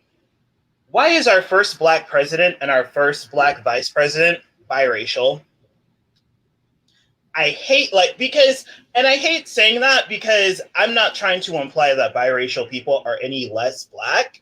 Because number one, if you look Black, then you're Black to everyone else. It doesn't matter what else you're mixed with. Yeah. I take most issue with very few people ever acknowledging the fact that both Barack, who, come on, I like Barack. I'm not going to lie. There are things that could have been done better, but I like Barack and Kamala. I take issue that people don't want to acknowledge that neither of them are descendants of African American people. I take a big issue with that because it's foolishness, and then it perpetrates this idea. Oh, well, look at the good Black immigrants. See, look what the good Black immigrants did. And look at that minority foolishness. Exactly. Stacey Abrams would have been better. Stacey Abrams would have been better. Stacey Abrams would have been better. Stacey Abrams deserved. Exactly. We are not coming full circle until we have a descendant of actually enslaved African Americans. We are not coming full circle until that day happens. It's not happening. Not to be like, oh, Jamaicans are the best thing sliced bread. That's not the point I'm trying to make. But Jamaicans been in the White House. Colin Powell is a Jamaican. Immigrants work two ways. Either you are unfortunately a refugee, or you're an economic immigrant. Economic immigrants obviously do better. It's not because economic immigrants are special. Didn't nobody Jamaican parent come over here with $1 in their pants? It's not true. It's just not accurate. But yeah, I just want to point that out there. There is actually, it does bother me. As kind of a sidebar, I remember hearing that there is a study done that first generation Black foreigners are right. more likely to do better in the US than people who've been here. Then and it's I'm trying to remember the specifics of it because this was a while ago when I read this, but it's and you can tell that it was the fact that they were not Black American because their children and then second and third generation people who are here, who are more assimilated, not the correct word, but that's what I'm going to go with here, more assimilated into Black culture, aren't doing as good as their parents are, as those first generation people are. No. It's crazy to me. It's disgusting, and people don't ever. There is something that, as a Black immigrant, I had to learn, which was when people are asking, "What are you?" It's not a compliment. When people are trying to be fast up in your business and be like, "Oh, but you don't look like like the other Blacks," it's not a compliment. Don't kiki with those types of people. Don't be like, "Oh, they must think I'm cute or something." No. They're trying to find the non-Black factor in you, what they perceive not to be Black to them, so they can attribute that's why you're doing well, or that's why you look a certain way. It really irks my nerves, like the new girls on TikTok. They go find any which way child to tell you that, oh, I'm mixed though. Okay, well you are biracial black. It's okay. Like, it's fine. Like, it's good. Good for you. Like, what's wrong with the blackness? You don't like it? It doesn't fit right. Like, we got to talk about it.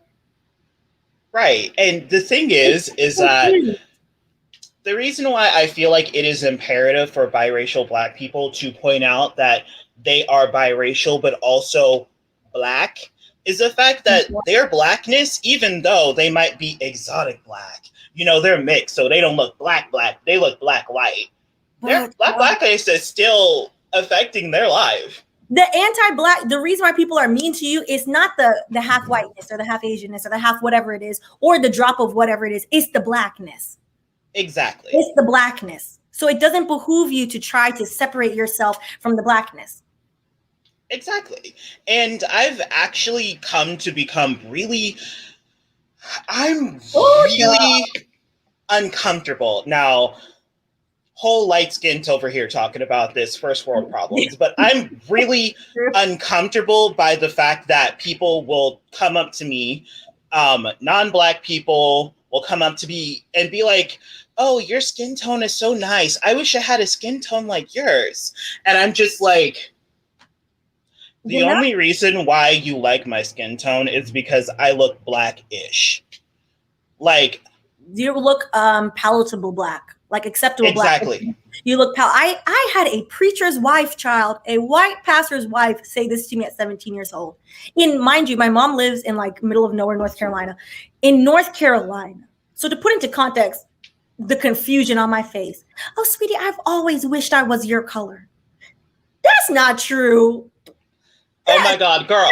That's not true. It's not giving truthfulness to me. And also the whole like fake coveting. It's summer now. So PSA, Wanda Sykes put out a tweet, and y'all should hear this too. Please tell your white friends, tell anybody, please do not go up to black people and say, I'm almost the same color as you. It's offensive. No, baby, you're not. You guys have to check and be like, you're still not. And also, this is not temporary. So I don't know what we were going for with that, but we should stop. Exactly. And also, when people are just like, when it's really obvious that people are into me because I'm light-skinned, and the whole adage how you have certain people within the black community who talk about and worship light-skinned women. The colors.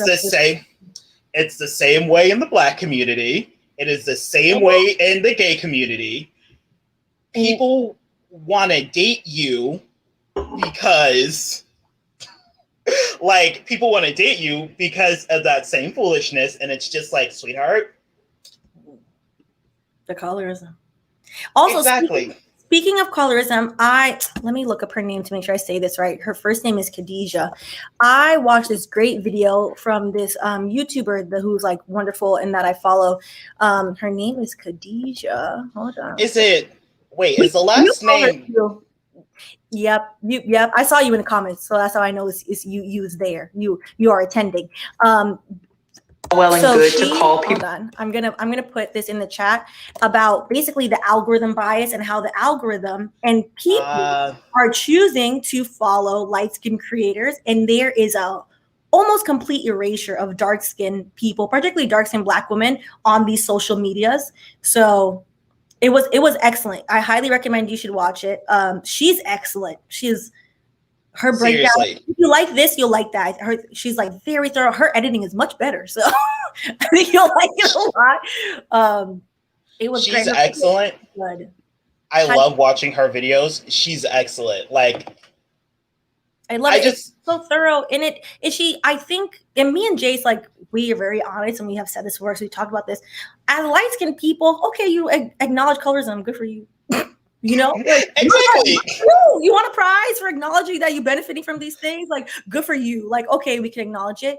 I think going past the acknowledgement is how do you uplift, promote, and make sure equity is had, like with your dark-skinned brothers and sisters. So starting with that, which she made a good point, like, hey, if your timeline is looking a little light and bright and a little beige because you need to go out and find dark-skinned people, and then the algorithm will change, because the algorithm basically will just surface you what you're doing. Also, as someone who works in tech, you know who codes these things? Mostly white men. You know, a sprinkling of Asian is high in the coding world, and they don't code for dark skin. They don't. It's code for light skin. So you have to purposely go out of your way and find dark-skinned individuals and support them. And I highly recommend you do that. Us talking and acknowledging it is only going so far. Like, you need to understand from people's perspective and their lived experience, and I think that's the best way to do it. Also, excellent.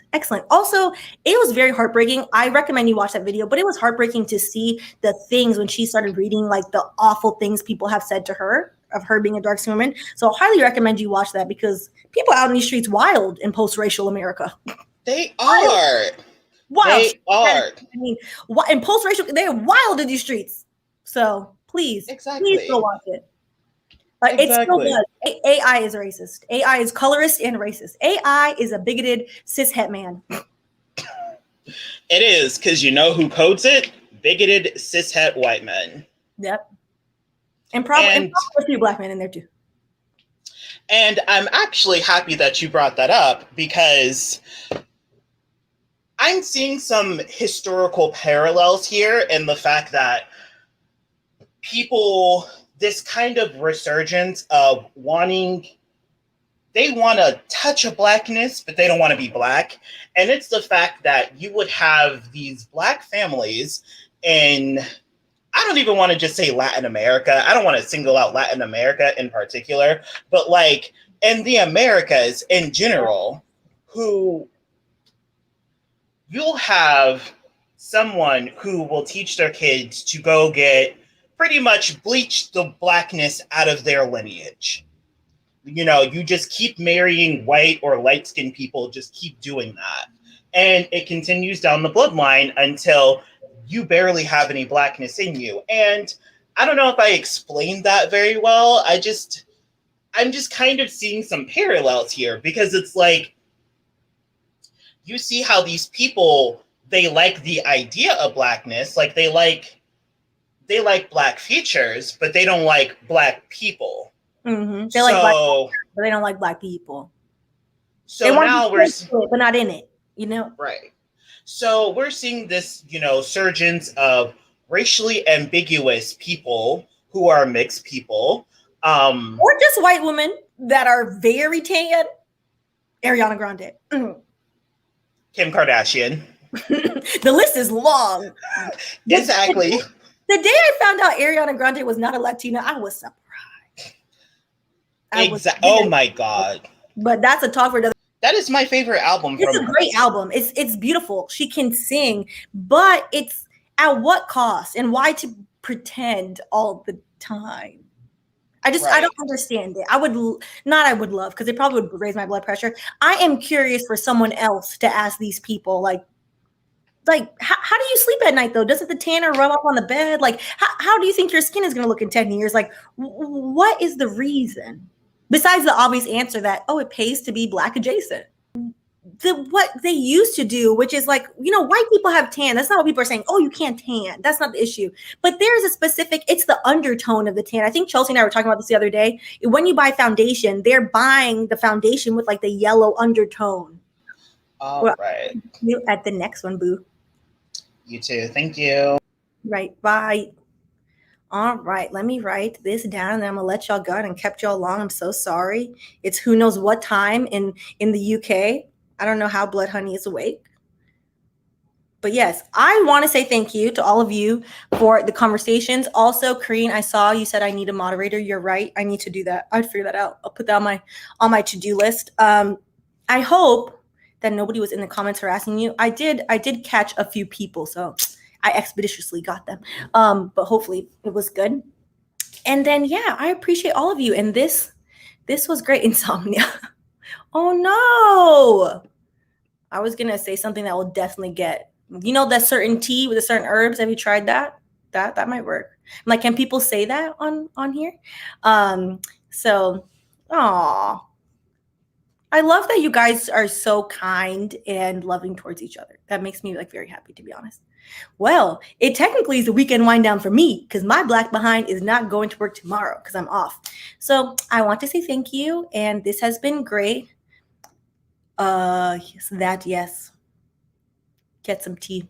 That might work. And well, I appreciate y'all, and I will see y'all in the next video. Oh, a few things coming up. So some of you asked for that Jay-Z lawsuit with the photographer. I forgot. Like right now, I'm forgetting his name. We'll do that next week. Also, one of the police chiefs that was involved in the Capitol riots is getting charged. Boop, boop, boop. My favorite topic that nobody ever wants to talk about. So we'll cover that again because them getting away with this is solely raising my blood pressure. And yeah, they're like and then we'll do Tulsa because I have it already set up, but we'll do that separate. So we'll work that in. But yeah, good night, guys, and I hope you have a good weekend when you get your day off. And yeah, if you haven't already, read that article. I'll link it as well and share it with people. It's a very good article, and I think it's very meaningful. So I'll catch you guys later. All right, bye everyone.